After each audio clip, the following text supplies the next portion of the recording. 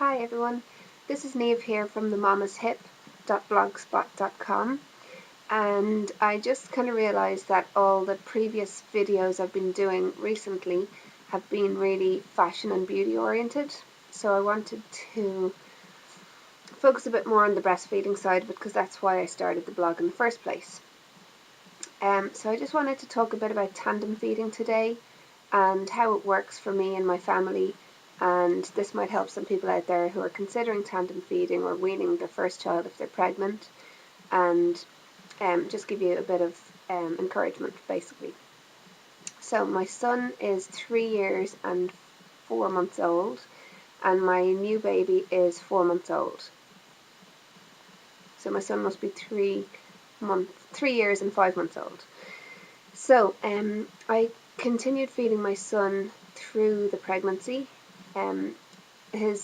The extended breastfeeding, as it's called, which is basically feeding a baby longer than what people normally feed a baby, which in Ireland here is usually 6 months if the baby's lucky. So you could say I'm extended breastfeeding with my first son. Yeah, quite a bit. So the extended breastfeeding with him, the reason he's still breastfeeding is a whole other discussion, and I'm not going to go into it here. But needless to say, he is still breastfeeding. He breastfed through the pregnancy. At the start it was tough because my nipples got very sensitive in the first few months, which is normal for a pregnancy. And a lot of people give up breastfeeding at that stage and they decide to wean their older child because of the discomfort. But I battled on through because I had read that it was only a temporary phase, and that was true. It was only the first maybe 3 months. So he fed fine. At about month 5 or 6, he told me that the milk had stopped, but he continued to suckle anyway. So he was still, at that stage, he was down to like 2 feeds a day. I think he was only feeding in the morning when he woke up and at night to go to sleep, maybe once more during the day. He would feed kind of if he got tired or he snuggled up in my lap or if he fell and needed a bit of comfort or whatever.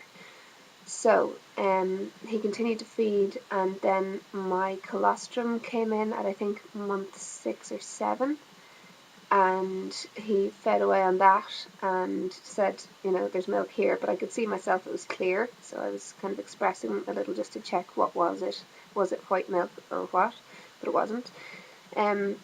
So he fed, and then I had the baby, and the baby fed, and my son fed too. Basically, the biggest question for me, I don't know if I have the book to hand. There's a great book by La Leche League International called Adventures in Tandem Feeding. It's written by an American mother, and it's really nice. It's an anecdotal kind of a book. It just tells you lots of stories from different families who've had tandem feeding. I didn't find it very good with the practical how-to, because I really wanted somebody to say to me, feed your toddler first, then feed your baby, or feed your toddler half of one boob, give your baby the second half so they get the hind milk, and then alternate that at the next feed. I was kind of looking for, really kind of structured, this is how tandem feeding works. I don't know why I was looking for that. I suppose because I was so skeptical that the baby would get what he needed, as well as my toddler feeding, because my toddler fed with an absolutely renewed verve, if that's the word, verve. Once the baby was born, my toddler needed a lot of cuddles, and he fed basically all day long and all night long for the first few weeks. He had stopped eating food basically because he was so kind of thrown by this new sibling. So he went back to basically being on the boob, and I would say he's still now feeding maybe 3 times a day and maybe twice at night, which is a lot for him because he's 3 years and 5 months old. But that's what he needs to do, so he's doing it, and I'm happy to let him do it. What was I saying there? Oh yeah, so I was thinking, could somebody tell me how it works? Practically, how do you get the right milk into the baby at the right time, and is the baby going to miss out if the toddler's feeding? And I was just looking for information, and nobody could tell me because nobody I know has tandem fed.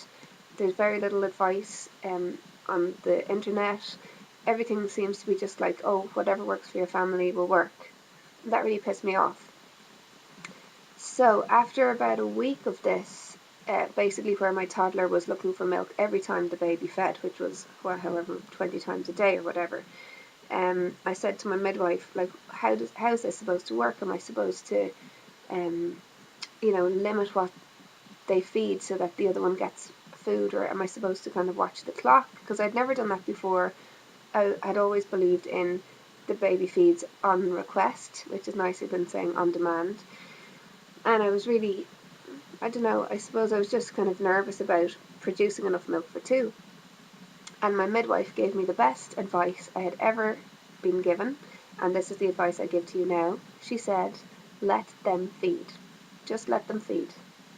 And I was like, oh, okay, so I don't need to worry which boob got fed off the last time, because for the first 7 months when I was feeding my first son, I used to transfer a ring from one hand to the other, so I'd remember which boob he had fed off first. So I was really hung up on, making sure he gets enough fore milk and enough hind milk and blah blah. And then I threw that out because I realised I can feel myself when a boob needs to be fed off. I can feel which one is bigger or heavier. And he was kind of going for the one he needed anyway. It was as if he knew, oh, I've just had that one, so I'm going to have this one instead. And if I would hold him up to the wrong boob, he'd turn his head away, and then, I'd put him to the right boob and he'd suck away. So he was telling me. So I did it away with the ring thing, and since then I never worried about which boob was being fed from. So, anyway, when my midwife told me let them feed, that suddenly freed me up, and I realised, okay, so it doesn't matter. So I've got milk, they drink the milk, and that's it. And that's what we've done since then. And sometimes I feel like a dairy cow. Last night, for example, I was on all fours, hanging my boobs down as the two babies sucked one off each. Sometimes it's awkward if we're out in public and the baby is feeding and the toddler wants to feed too. No clothes that you buy are going to give you peepholes for your nipples to stick out and cover the rest of you. You need to expose the whole front of your chest. So I tend to have to distract my toddler son when he is wanting to feed, and I say to him, I'll give you one after the baby. So I'll take him on my lap after the baby's had his feed. But it's fine. I mean, it works well. Breastfeeding anyway isn't for everybody, and if it is for you, I would say to you, don't necessarily think you must wean your toddler. If you've got a happy breastfeeding relationship and you're happy to feed your baby as long as they want to, read up on baby-led weaning as well. That's a really nice way to introduce solids rather than just deciding they need 3 foods a day of solids.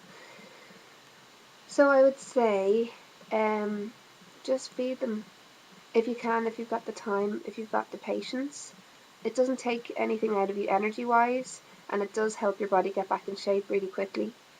Breastfeeding one baby does that, but breastfeeding 2 babies does that even better. I can feel even now, 16 weeks after the birth, I can still feel my uterus and my whole lower abdomen contracting inside. Sometimes if they've both fed quite a bit, I feel, it's kind of tensing as if I've done loads of sit-ups. So I know it's doing good for my body. If you're worried about like calcium deficiency or anything like that, read up on bone remineralization, because your bones, while they do deplete somewhat of the calcium, they do remineralize themselves after a certain period of time, and you're actually less at risk of osteoporosis. Anyway, I don't need to go into the benefits of breastfeeding here because I've covered that already, and you can find them anywhere. But for me, tandem feeding works really well in my family. I would never have wanted to tell my older son, you can't have this milk is for the baby. And that would have really affected him even more than it has having a new sibling. He would have had another reason to resent the sibling. At the moment, it's hard enough for him coming around to the fact that he has a new brother and that there's anybody else drinking that milk. He's still getting used to that. I won't lie, it's not easy all the time. At night time, if the baby wakes to feed, my older son will wake to feed as well, because he'll hear the baby is feeding and he'll start saying, I want my boob now, I want a boob. And I'll have to say to him, please wait till the baby's had his. Just because physically it's harder for me to sit half up and prop up pillows and get them both into my arms and latch the baby on and keep the baby latched on while I'm semi-reclining. That position never worked for me, so I just feed them both lying on my side. I feed one, I roll over and feed the other. sorry, that's wind and rain outside. It's kind of like a storm here, and it's flapping the curtains because we've got a drafty window. So how it works for me in bed at night is I feed, for example, the baby's on this side, the toddler's on this side. I might feed the baby off this boob just by lying on my side. Then I'll feed the toddler off that boob. Then the next time they both want feeding, instead of feeding them both from the same boob again, I alternate, but I don't have to move or move the babies. I just lean over and feed the baby from the top boob, and then lean over and feed the toddler from the top boob. And that ensures that your milk is being emptied completely out of the breasts. Rather than feeding always off the same side, you're going to end up with milk still being stuck in the outer sides of the breast. So you can use breast compression if you like, and just support it with your hand as they're feeding and squeeze it out, kind of like you're milking it for them. Or you can just do that thing where you hang over. And for me, it's easier because I'm lazy and I like my sleep. So basically they latch on and we all go back to sleep if it's a good night. Sleep deprivation, co-sleeping with kids. For me, I'm really lucky because I can sleep through anything. So it's my husband who's kind of suffered more, and I know he's been a bit eager for them, or for the older guy to have his own bed, but as he's still feeding, it's not going to work for another while. So I find it easy to co-sleep and breastfeed. Some women I know don't, so it all depends on you again.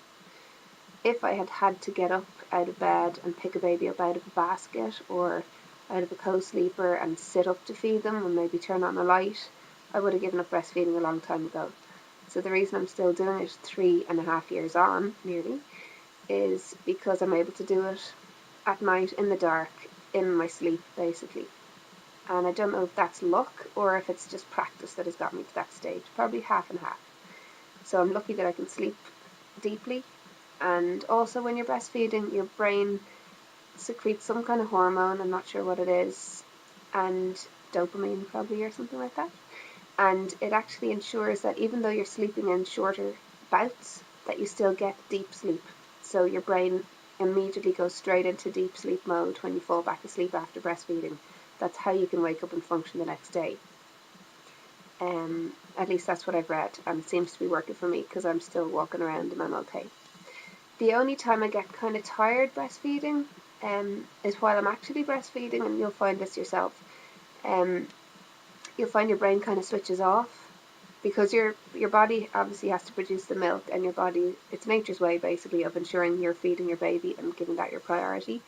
So you'll find that if somebody asks you a question, I mean, there have been days when I couldn't tell you the day of the week or my full name while I'm breastfeeding, and you're just kind of tongue-tied, and even you'll watch my videos and I'm kind of tongue-tied sometimes in my videos.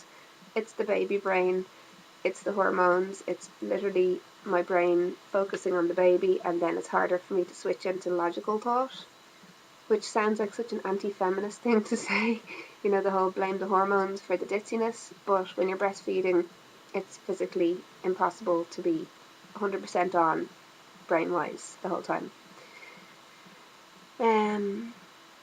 There's been days when I have just fed my babies, you know, for maybe half an hour in total or whatever, and then I get into the car, say if we're going somewhere, strap them in, I start driving, and then I think, oh shit, I shouldn't be driving, I'm not all there mentally, I'm kind of in my own world, I'm driving along and I'm thinking I'm not fully alert here, and it's the hormones. So I would say, if you've just had a big feeding session, give yourself a half an hour or so to come back to normal brain mode, unless by that stage you're feeding again if you have a newborn, in which case stay out of the car. What else? I avoid caffeine, and I don't avoid sugar. I should avoid sugar, but I avoid caffeine as much as possible because my sleep is so precious to me. I don't want to be stuck at midnight trying to get to sleep and thinking, oh, I shouldn't have had that tea at 6 p.m. or whatever. I find caffeine affects me, because I've kind of weaned myself off it. If I have any, now it affects me quite a lot. So I have like 1 cup of tea in the day, or I have 1 can of Coke, or I have 1 coffee early on in the day. And for the rest of the day, while I love hot drinks, especially in winter, I stick to caffeine-free, such as Solace, which is a nice one from the health shop. It's like a coffee substitute and it tastes nice. It's kind of like chicory. I think it is chicory. Or I have like decaf tea or decaf coffee. They taste fine. You just get used to them. Same with hot chocolate, because that is high in caffeine as well. I'm rambling a bit, but I hope that was informative. If you have any questions about breastfeeding, about practical things or how it works or whatever, please let me know and I'll make a video on it. Basically, I'd say go for it and breastfeed. Why not? It's fun. It's great. There's nothing like it for bonding with your babies, for getting your figure back, for just, it's so simple, it's so easy, you don't have to worry about anything. I don't own a sterilizer. I don't know how much formula costs. I could not tell you how to make a bottle with formula milk.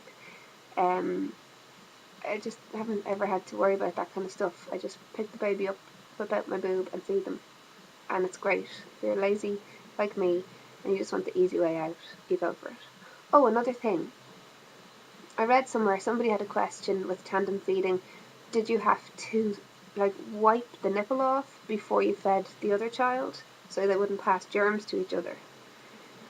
I read this question on some web forum, I think, about tandem feeding. Now, obviously the answer is no, you don't, because, that's just ridiculous. Do you wipe your lips before you kiss your baby? Do you wipe your baby's lips before they kiss you? Do you go around in a dust mask so you don't transfer germs? No. You're the same family. You've got the same germs as each other because you're living in the same habitat. Your breast milk produces antibodies anyway if one child has a cold. Maybe that was why they asked the question. If one child has a cold and the other child doesn't yet, they will both get the same cold. So will you. You're in the same family. But the good thing is, if a virus enters the family, the breast milk produces antibodies to fight it. So your babies aren't going to catch it in such a 100% full extent as it might affect another person. Your babies are going to get it and it's going to pass over them really quickly within 2 days max. So you don't need to watch, sterile nipples, or you don't need to worry about passing germs, basically, because, this is life. You're not going to live in a sterile environment, and if you're trying to, you're on the wrong planet. Sorry, I'm rambling. Okay, I'll finish up here. So let me know if you've got any requests for other videos. Thanks, bye.